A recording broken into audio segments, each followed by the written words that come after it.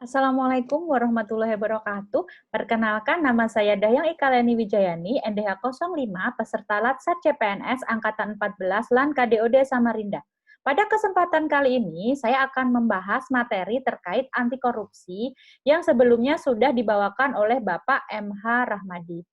Baik, saya akan mulai dulu sebelum kita jauh berbicara tentang apa sih sebenarnya definisi korupsi. Saya akan menjelaskan dulu terkait dengan tingkatan korupsi. Karena di pikiran kita mungkin korupsi itu hanya melulu tentang uang ya, dan ternyata tidak. Jadi tingkatan korupsi yang pertama itu adalah betrayal of trust. Artinya apa? Pengkhianatan kepercayaan. Jadi sebenarnya ketika kita berkhianat, ketika kita sudah dipercaya dan kita berkhianat, itu kita sudah korupsi loh. Kemudian yang kedua adalah abuse of power atau penyalahgunaan kekuasaan. Ini juga terkait dengan amanah. Mungkin sebagai dosen ya contohnya ya, kita punya power nih, bimbing TA mahasiswa, terus kemudian kita menyalahgunakan power itu ke hal-hal yang seharusnya tidak diperbolehkan. Itu juga salah satu bentuk dari korupsi.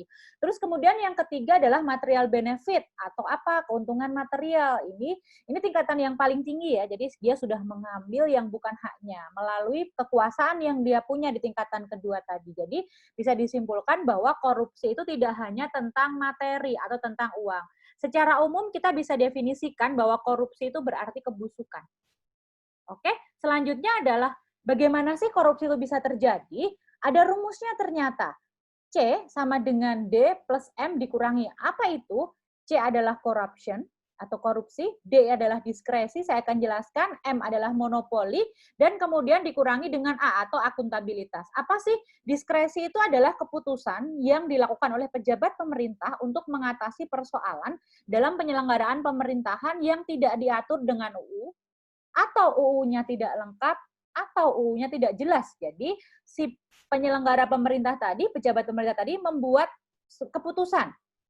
Oke, hubungannya berbanding lurus. Semakin tinggi diskresi, maka semakin tinggi juga kemungkinan terjadinya korupsi. Kemudian yang kedua adalah monopoli, adalah penguasaan sesuatu oleh satu orang. Ini juga berbanding lurus dengan korupsi. Kemudian yang ketiga adalah akuntabilitas. Ini yang menarik, kita kemarin sudah bahas. Kalau orang akuntabel artinya apa? Dia mampu mempertanggungjawabkan apa yang sudah diamanahkan kepada dirinya.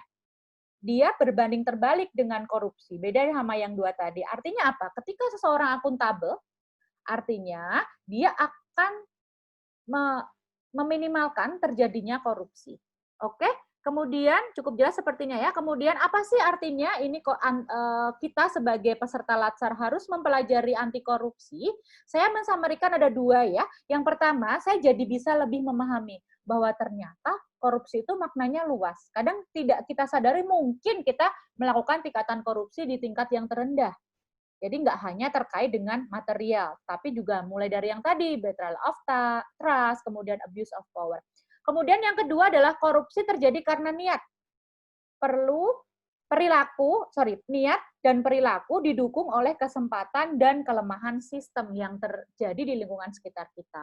Oke, kemudian yang kedua adalah kalau nanti jadi ASN nih, terkait dengan anti korupsi ini apa sih yang akan saya lakukan? Yang pertama, saya sebagai seorang dosen ya, saya harus menjadi teladan, walk the talk, bagi mahasiswa terkait sikap anti korupsi, harus terhindar dari korupsi, mulai dari yang ada di sekitar kita. Yang kedua adalah selain perilaku kita harus bebas dari korupsi, kita juga harus berperan dalam upaya pencegahan korupsi di lingkungan sekitar kita.